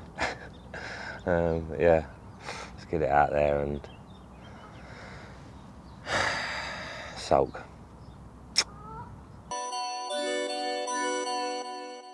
Now, I don't know about you lot, but I am pretty rubbish when it comes to thinking of things to eat on the bank. But I've got a little winner that I thought I'd share with you, so thank me later.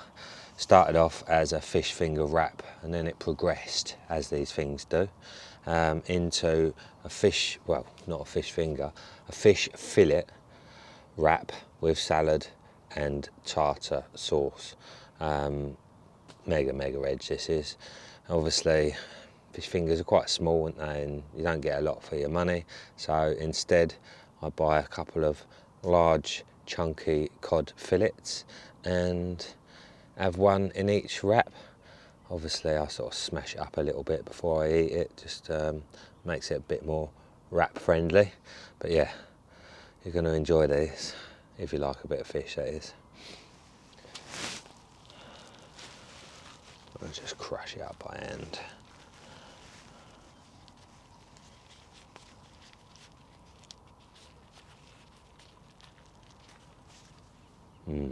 Yeah boy.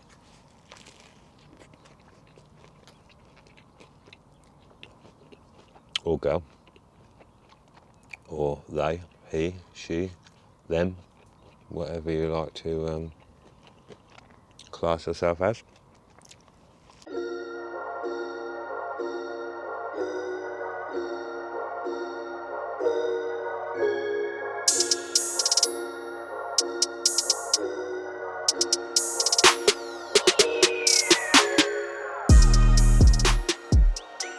Right, after sitting there in a shallow lake for 2 days with nothing to see, nothing to go on, and just really bored, to be honest with you. Gone on a little mission today with Tom. We had a little look at the lake about half hour up the road, but that was really busy. So we said, look, let's just go down the lagoon, have a little mooch about, sure we can find an opportunity, and maybe just have a social for the night, you know. So we come down here, and this is the swim where I had that fish a couple of days ago. Walked round this bank here, and there's a little gap, walked into the gap and could see a couple of fish on the surface. So 2 turned into 5, which turned into 6, and then Tom was like, Joe, it's the big fully, it's the big fully. And there's this tank of a fully out there, it's like a barrel, must be a 40-pounder, could be the one I talked about a couple of days ago, Boots' fully, or it could be Gordy's fully, but I think it's probably Boots' one because it's got a good bit of length to it. I think Gordy's one's a bit shorter, but don't hold me to that. Right, so we've put a few floaters out. They've had the odd one, but they're not really having them with any kind of like massive confidence. They're not, like, they don't seem that eager for them really. So they're coming along this margin here. I'm going to put a little zig out there. It's got like 3 red maggots on top of a bit of foam, and that's just going to sit about 2.5, 3 foot off the bottom along this margin where they're coming through, and hopefully we can pick off a bigger one. Wish me luck.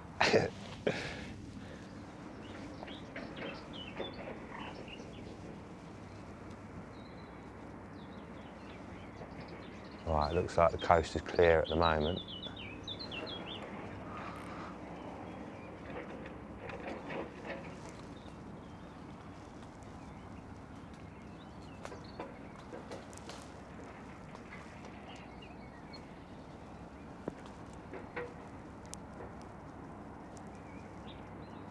That looks perfect. Right in the path. Right sort of depth, because the sun's gone in now and they seem to have dropped down a bit deeper in the water. I reckon that could be a bite, Tom. Right, well, I laughed that zig off after a short amount of time because it didn't feel like it was going to be the one for longevity. Thought potentially could have got a bite, but probably would have been one of the smaller ones and it probably would have killed the area. So going to set up here for the night, and I've just had a little walk up this margin and found a mega little gravel spot just at the end of these reeds here. So our plan is get some bait in there, let them have a free munch for 2 or 3 hours and get the rod in there later on. And even if it's a case of they move out of here at night, come back tomorrow, and at least the rod's going to be in place ready for them, and also they would have already had a free feed off the spot. So yeah, hopefully the plan will work. I think I could get a quick bite off of this one just by dropping a solid bag on it, but I want to try and get them feeding, and hopefully them bigger girls will bully the smaller fish off the bait and we'll catch one of them. Right, there's quite a lot of algae in the water. Struggling to see it now. Oh, there we go. Is that it?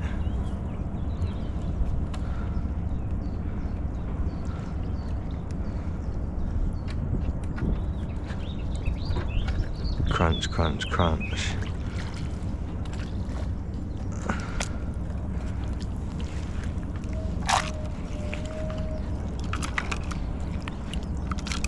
Got some nut slush, some hemp, maggots, bit of sweet corn, some tiger nuts. Carp delight. Look at that.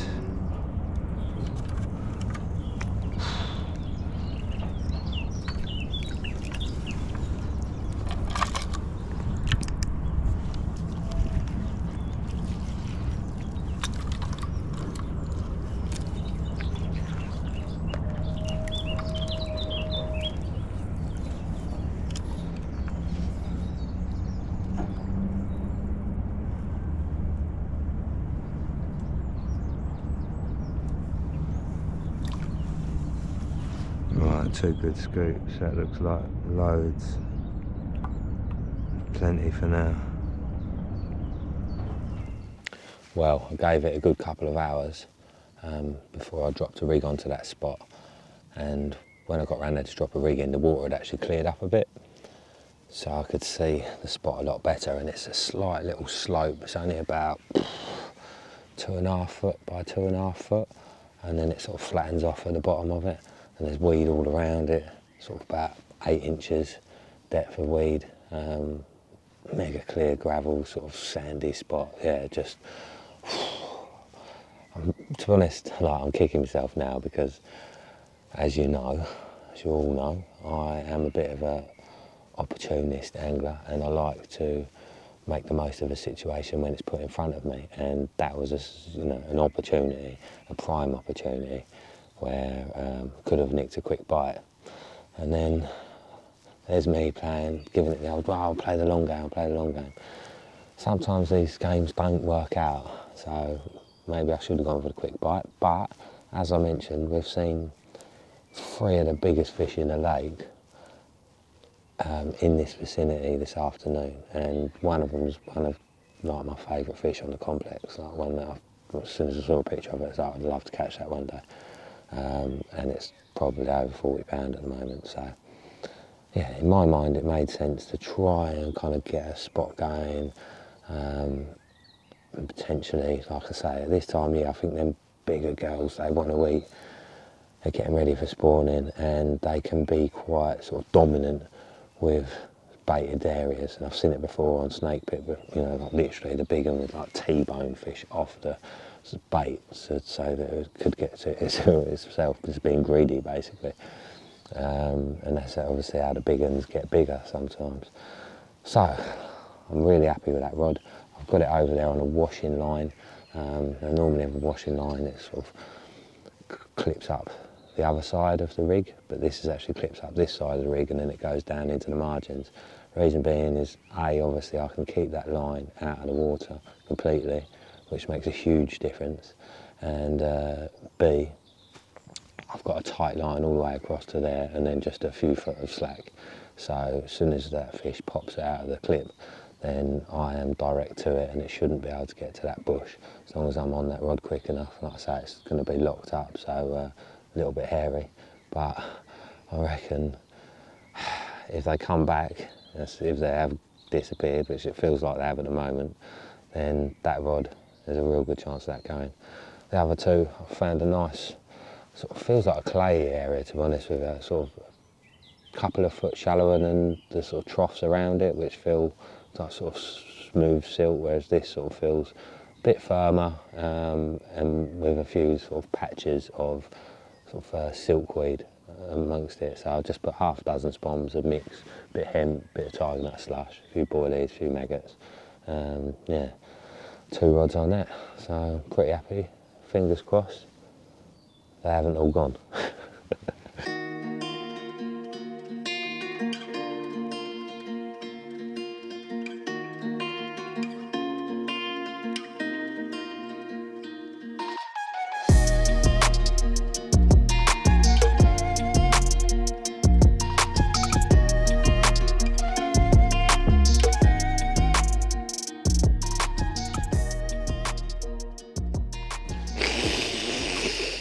You too. Two can play that game. Get out of it. Well, egg on my face. Egg on my face, egg on my face. Yeah, totally different weather today. Fish have not come back up here and I'm kicking myself really. Lesson learnt, well probably not because I've repeated this lesson many times, or mistake should I say, in my years. And that's why I actually called my piece In the Moment, because I do try and just fish in the moment rather than worrying about tomorrow or next week or whatever, you know. And yeah, there we go. Failed once again. Had an opportunity, prime opportunity, could have caught one. Obviously, might not have been able to dictate which one it was, but you can't anyway, you know, so just taking a bite whilst it was there to be had.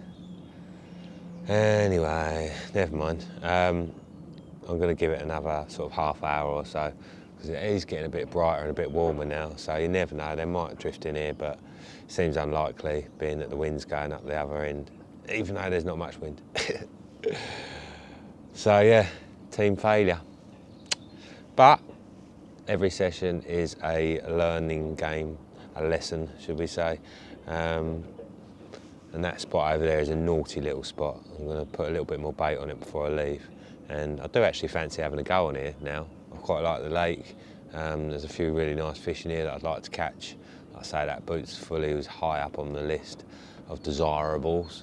So yeah, and it's somewhere I can come and I'll probably, you know, it's not, I don't normally fish lakes with such high stock in them, but saying that, it can have its moments where it is pretty tricky. But yeah, obviously with a better stock, there's a good chance of me getting a few more fish for the old content, which is always handy.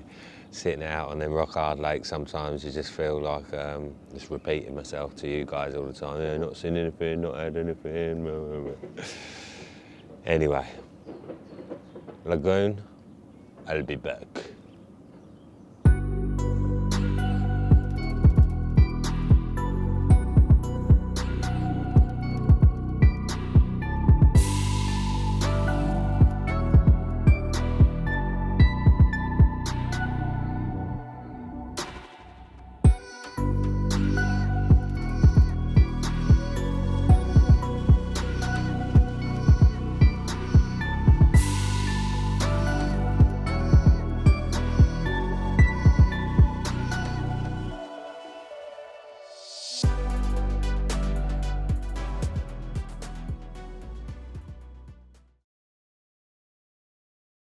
Best bit of advice I've ever been given. It's not fishing related, well it is in a way, was when I left school I was an apprentice at engineering, and I spent most of my time at college, and in the breaks and everything at college I had to go around the factory, learn different aspects of the machine shop, tool room, things like that. And because I was just a young kid, people would stop and talk to me, and they'd tie things to me, they'd set fire to something on, or they'd paint my heels and my shoes yellow, you know what I mean? Like, you know? And I was talking to one geezer as I was walking past. His name was Mick Frost, I'm sure. He's working on a machine. I went, all right, mate? And he said, yeah. He said, I'm just sorting out my life. He said, he said, I'm getting married a weekend. I've just hired a furniture lorry for my honeymoon, right? I thought, load of bollocks, you know what I mean? Like, and I was looking behind me to see if there was someone there to paint me shoes and everything. I thought, this is a wind-up and that, you know? And I said, what, really? He said, yeah. He said, I'm getting married. He said, going on honeymoon for 2 weeks in Devon. I said, what's the furniture lorry for? And he said, no. He said, what I've done, he said, I bought a whole load of furniture out of a catalogue, which you could do in them days, you know what I mean? Like, this is the mid-60s, you know? And he said, I've ordered like a 3-piece sofa, bed, wardrobes, everything like that off these catalogues. He said, I've paid the deposits and the first 2 months instalments or whatever, you know what I mean, repayments, everything. And he said, I'm having it all delivered to this place in Devon, right? Where he's going on honeymoon in his furniture lorry, right?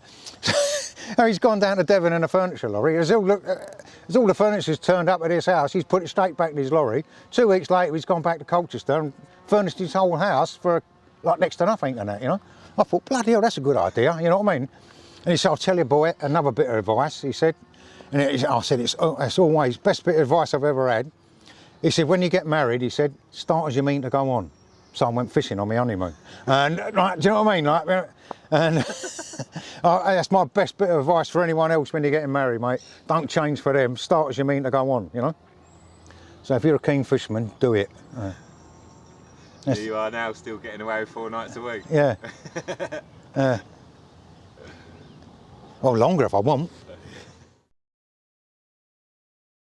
Right, well, this morning I've popped down to Dartford Lakes, which is just up the road for me, to catch up with Matt Scoffham, who's travelled a little bit further than I haven't. Yeah, just a tiny bit, mate. What, 300 mile? Wow. Yeah. So, good old trip, but... So Matt's come down to have a little chat with me because he's putting on a charity fundraising event. And yeah, obviously we wanted to help raise the profile of that, so hopefully he can help him raise more money for the cause. So yeah, tell us about it, Matt. Yeah, so Race To Parco, starting from Hurlston Hall Fishery, which is a fishery I've taken on recently, and going to go to Parco, 1,200 miles, and catch £1 per mile. Wow, that's and quite a challenge. Blank, don't move. So, based on current form, I ain't moving very far at the minute. But yeah, the main aim was to raise the profile of one particular charity, which was Fish in the Mind. It's helped out countless amount of people, and Mark, who started the organisation, he's a full-time employee of the rat race, so to speak. He come and did a social at ours, and I thought, you know, really want to do something for charity. So I already had Macmillan in mind through what had happened with my mum passing away, and the palliative care that they gave, and that sort of stuff. So I thought, might as well do it for both charities. So Fish in the Mind, tell us a bit more about that then. What's that? So Fish in the Mind, they're an organisation that literally are a mental health organisation that get people out on the banks free of charge. They've got quite a few fisheries dotted around in the Merseyside area, brilliant, Lancashire area. So he's now starting to branch out.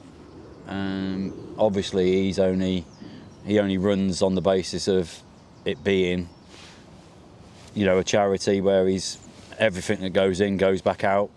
If he gets £100, it goes on tackle or bait. There's quite a few companies out there at the minute that are really helping him. So what sort of people are they getting on the bank then? Just everyday people that are struggling mentally. And how do people access this? Like, he's got a website, fishinthemind.org. He's also got a real heavy presence on Facebook with his group.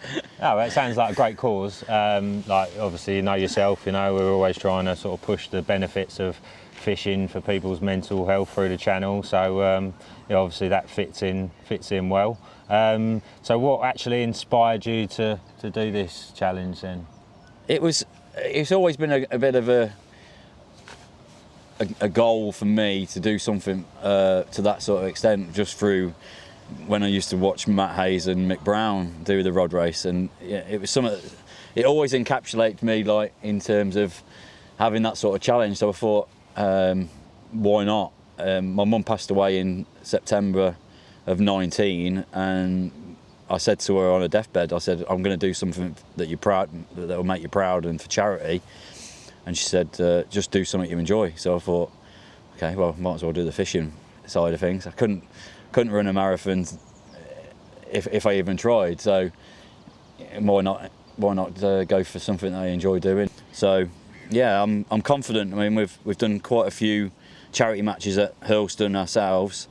So we've raised over £4,000 now. Wow. The aim's 10,000, 5 for each, but with what we've got with regards to the main raffle's got several organisations, several companies, several anglers. For instance, Jim Shelley's donated a signed autograph of his uncut. He hasn't signed it yet. It's going to be personalised. Right. Yeah. We've got a Virgil van Dijk. What did you say? Right. Yeah. Sorry, I couldn't help myself. He's gonna watch that back. No, Jim don't watch this show. He hates me. Yeah. Sorry, what's the Van Dijk thing? Virgil van Dijk signed shirt, Liverpool shirt. We've got some 48-hour sessions, lake exclusives been given to us, memberships for life, like Newton angling. It's not gonna encapsulate anybody that's this neck of the woods, but around that sort of around the northwest, it's a big old water in terms of what they've got members wise, what canal stretches they've got, what lakes they've got. It's similar to this sort of ticket, but on a smaller scale. It's not like your Prince Albert ticket up there, but they've donated a couple of memberships. And is this for like a draw for people who are... Yeah, so yeah, we've got the way we're doing it. It's £10 a ticket, 2,000 tickets. We've sold roughly about 300 at the minute, so the odds are still really good. But I mean, certain people have donated, have bought 500 quid's worth, 50 tickets. Wow. So, you know, if we can continue the momentum, even if it's just a case of someone buying a ticket for the 48-hour session that we've got with Dave Levy, a whole large main raffle, for the sake of a tenner a ticket, you've got the chances of winning anything from a signed Virgil van Dijk shirt to a signed copy of a book. And I think it almost brings in the football side of things as well, because ultimately not everyone's going to buy a ticket for the angling side, but they might be a Liverpool. But from where we are, in just outside Ormskirk, outside of Liverpool, people are buying the tickets just for the shirt. Right, yeah. But on the flip side, you've got anglers that want. I think the main prize alone has got 3 lake exclusives, with up to 10 people. Awesome. I mean, you're talking probably, if you added it all together and based on what that it would cost you, that's £1,000 in its own right. So it's worth mentioning, you're actually funding the trip yourself, aren't you? You know what Absolutely, I mean? right, from start to finish. I oversee and manage Hurlstone Fishery. We've done 4 events this year where the fishery's fronted up the weekends, £100 a ticket, and every single penny has gone into the actual charities. Brilliant. So we've had dead weekends that we could have made that £1,000 on, but for me, that's going to look after itself. This needed a kickstart, so we said, right, we'll do some carp matches. All bar one angler that's won the matches has put straight back in. Amazing. Will Moss, and I'll give him a shout out, Will. Thanks very much, Will. He's won 2 matches and so he's ultimately put in 7 because he's got £600 he's put back in. Amazing. For me, this is why the charity stuff is essential, because not only is it raising awareness for the fishery, but it's raising awareness more towards what fishing can do for people. And I think from my sort of background and the way that my head was at certain stages of my life, there's always one thing that I've gone back to, and that's fishing. And I don't put myself under pressure to put fish on the bank. I put pressure on myself to enjoy myself and relax. That's it. And I think the more we can stop getting away, we can get away from you've got to put a fish on the bank to enjoy yourself because YouTube says so, or Instagram wants you to, and we emphasise it more about chilling out with mates and being out in nature. And you know, we haven't had a touch all morning, but we've had a good chinwag, we've had a natter, and spoke to a few other anglers, and I think that's the main thing. He's just getting out in the open, and yeah, it might be cold, so what? Keeps you absorbed, doesn't it? Yeah, that's I the think great so. thing about fishing. Yeah. You know, when you're on the bank, keeps you locked in the moment, doesn't it? You know, you're always kind of watching the lake, always thinking about what you can do to get a bite. Do I need to move? Do I need to move that rod? Do I need to put more bait out? And you know, that thought process is a healthy thought process, you know, rather than sitting there worrying about your bills you've got to pay and how you're going to do this, how you're going to do that. So yeah, fishing without a doubt keeps you in the moment and is therapy in itself. Yeah, I think the more we can keep doing, because time's ticking now. We've got probably just under 90 days. Right, yeah, it's creeping up. It is going to creep up, and you know, I think if we can just keep plugging away for me, I've already achieved what I wanted to achieve, which was to raise some money. Now, I want to raise as much as I can, and ultimately, I think the more people like yourself that can show an interest and give us the time, then, you know, there's only one way it's going to go, and hopefully it goes through the roof, and we say we're sold out in a few weeks' time. But again, it doesn't matter. We're raising as much as we can, and we'll continue to do so. Sweet. Well, best of luck with that. Cheers, Joe. Hope Really it goes appreciate well, your and time. well done for raising so much money for such good causes. Yeah, appreciate it. Top man. All right, because I've been fishing a long time now. When I met you, Joe, it was walking around Snake Pit, and you was in your school uniform, bunking it, I think. But yeah, I think if you fish a different water every year and you concentrate on it, I've always found throughout that year you'll get a red letter session. You know what I mean? Like you'll hit it right at least once that year generally. So over the years I've had a few, so it's hard to say. Like I can think of many where, you know, sometimes that red letter session might be one fish because that was the day you caught the target fish. But I'm not overly mad on fishing abroad, but obviously Euro Aqua this year is probably it's a stupid red letter session, you know what I mean? I went there hoping to catch an 80-pounder, and over the course of the session caught 2 85s, a 93, a 97 common, and a 101-pound mirror. And it's really, I'm probably never going to top that as a red letter session, you know what I mean? Like, it was ridiculous.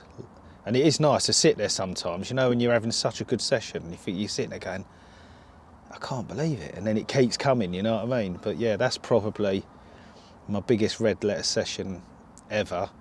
Other than that, ones that stick in my mind was Halton, end of the year. I'd only done one bite all winter. And early in the morning, about 4 o'clock, I've got this bite in the dark. And I've played a fish in. It was a fish called Roger.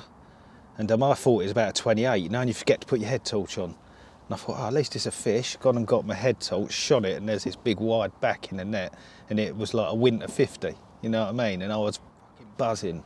I remember going home like buzzing. I walked in and went to my missus, guess what I caught today? She went, I don't care. She hates carp fishing. But yeah, that was £50 an ounce. So yeah, there's plenty, but there's a couple. I like that. Took me down like that. Well, a nice bit of summary background there for the end of this month. Before I go, obviously talked a bit in the past about wanting to give out information that could potentially be life-changing. Now, recently I've been sort of hearing a lot of good things about turkey tail mushrooms. And I really recommend that you look these up because they've got amazing results when it comes to cancer and actually shrinking tumours. Now, if you watch Fantastic Fungi on Netflix, you'll be able to get some information off there, but if you do your own research on Google, then I'm sure you're going to come across loads of stuff. We've all known someone with cancer over the years, and you know, I've actually lost my dad's cancer about 18 years ago, and in my mind, you know, it was the chemotherapy that actually ended up sort of killing him. And you know, if I knew now, or knew then what I know now, then I'm sure there's lots of other things that we could have tried. And like I say, I've read a lot of success stories from people who've managed to shrink their tumours to nothing using these turkey tail mushroom extracts, which you can find online. I'm not going to talk about any particular companies because it will just look like I'm plugging them, and that's not what this is about. If you do your own research, you'll be able to find plenty of information. So yeah, like I said, you know, if 40,000 people or 50,000 people watch this, and they told 50 people, then that's a huge amount of people that information can get out to. Like I say, cancer is something that we all suffer from, whether it's, you know, ourselves or family members or friends, and potentially it's something that we all might have to face at some point in our lives. So not only does turkey tail mushrooms have the potential to get rid of it, it also has the potential to keep it at bay. So, you know, if you're taking these supplements every day, then that works as like a preventative treatment. So like I say, well worth checking out. Please do your own research, and hopefully it will help you or someone else you know. Right, what else have we got to say before I go? Excuse my tired eyes, I've been getting like nighttime headaches at the moment. I don't know whether it's something to do with hay fever, which is something I don't normally suffer from, but yeah, it's not very nice, I must say. Right, the other thing obviously is I'd just like to say a massive thank you to those who contribute towards the show to help keep it going. The numbers are dropping, and you know, YouTube has become saturated with videos now. There's companies that are putting out stuff every week, and at the end of the day there's only so much time we've got to be able to commit to watching stuff online. So I do understand that, you know, you're probably getting your fix anyway and not feeling the need to contribute towards Carp Angle to keep it going. But for those of you who do, I thank you massively. It is getting a bit of a struggle now. You know, I don't like asking for money, and I am going to have to look into a subscription website, which is something I'm saving up for at the moment. Obviously that might not work too, but if you never try, you never know. If anyone does want to contribute, you can do it via the PayPal link below, or the bank details, which are also coming up below just about now. Yeah, it's a great time of year to be out fishing. Obviously, we've had some really hot weather lately, but in the last week or so, we've had some really good sort of southwesterlies. The pressure's starting to drop, and obviously the fish are starting to get on the munch again after all their spawning activities. So if you are out this month, I wish you all the best of luck. Hopefully you'll bag a whacker or two. Last but not least, the competition draw for last month. The winners are on the bottom of the screen now. So there's 10 lots of the corns and one prize of the Carp Life Portaloo, which are a great bit of kit, which saves you getting caught short when you're on the bank. Anyway, I'm going to sign off there. Have a lovely month, and I'll see you again in 4 weeks' time. Thanks again. Much love.